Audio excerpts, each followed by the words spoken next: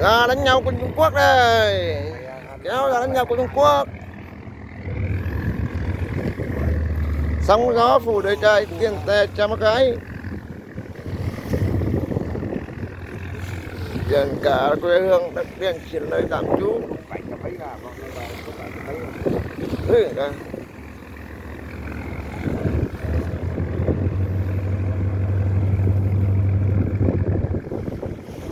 Đây chứ còn đi mai làm gì đâu.